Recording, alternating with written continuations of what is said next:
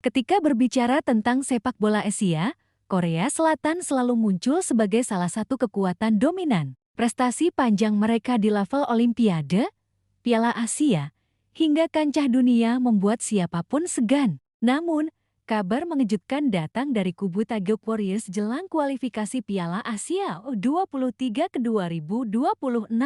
Alih-alih membawa skuad bertabur bintang muda Eropa, pelatih Lee Min-sang justru memilih mayoritas pemain dari liga domestik. Dari total 23 nama, hanya ada satu pemain yang berbasis Eropa, yakni Kim Ji-soo, bek tengah milik Brentford yang sedang dipinjamkan ke Kaiserslautern di kedua Bundesliga Jerman. Pemain-pemain yang sudah teruji di Eropa seperti Bae Jun-ho Stoke City, Inggris, Kim Yang-hak Portimonense, Portugal, dan Jo Jin-ho Konyaspor, Turki tidak masuk skuad. Bagi timnas U23 Indonesia, ini adalah angin segar. Pasalnya, Garuda Muda harus menghadapi Korsel di laga terakhir grup J, Selasa 9 September tahun 2025, partai yang hampir pasti jadi penentu tiket ke putaran final di Arab Saudi. Apalagi, ada kenangan manis dari pertemuan terakhir, Indonesia berhasil menyingkirkan Korea Selatan di Piala Asia U23 2024 lewat adu penalti dramatis 11-10 setelah imbang 1-1. Modal itu membuat publik optimis Garuda Muda bisa kembali membuat kejutan.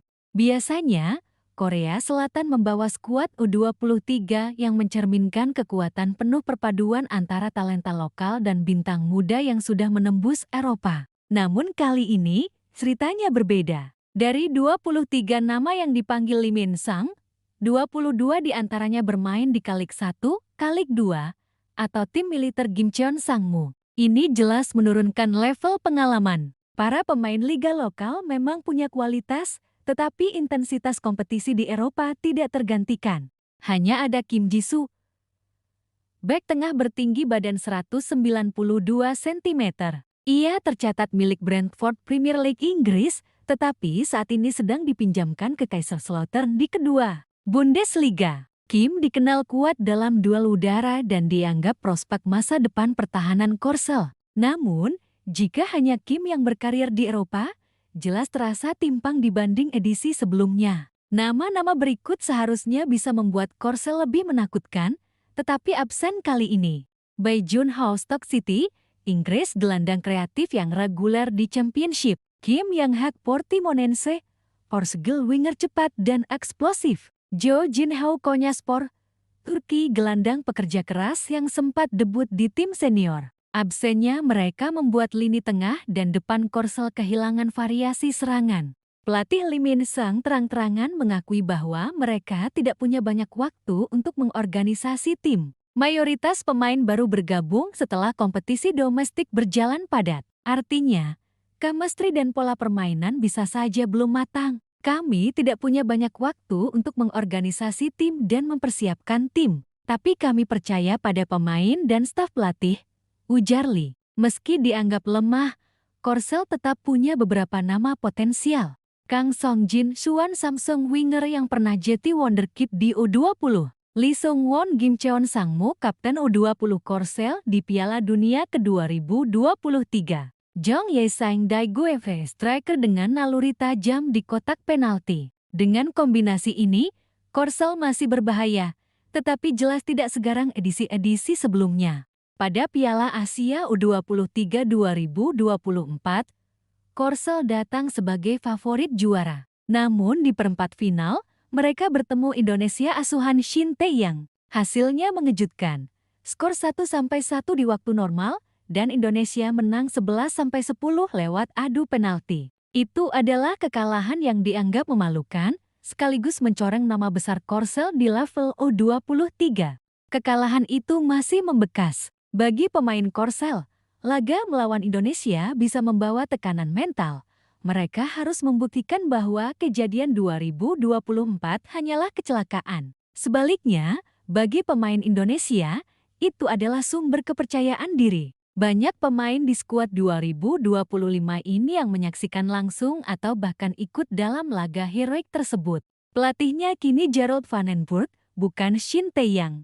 Gaya mainnya lebih menekankan penguasaan bola, pressing, dan organisasi permainan. Meski masih mencari konsistensi, Vandenberg punya modal penting berupa pemain-pemain muda keturunan Eropa seperti Jens Ruijven dan Rafael Struijk. Secara tradisi, Korsel unggul telak atas Indonesia. Namun, pertemuan terakhir mengubah narasi. Kini publik Asia mulai melihat Indonesia sebagai tim yang bisa memberi kejutan, bukan sekadar underdog. Pertemuan Indonesia vs Korsel akan digelar pada 9 September tahun 2025 di Stadion Gelora Delta, Sidoarjo. Dengan supporter fanatik yang memenuhi stadion, atmosfer bisa jadi keuntungan besar bagi Garuda Muda. Indonesia dan Korsel adalah dua favorit di grup J. Laos dan Mako di atas kertas bukan lawan sepadan. Artinya, duel terakhir kemungkinan besar jadi penentu juara grup. Dengan format kualifikasi, hanya 11 juara grup dan 4 runner-up terbaik yang lolos, maka selisih gol juga bisa jadi faktor penting. Rotasi pintar. Indonesia harus habis-habisan lawan Laos dan Mako untuk mengamankan gol, sambil menyimpan tenaga inti untuk Korsel. Duet Ruijven-Struijk.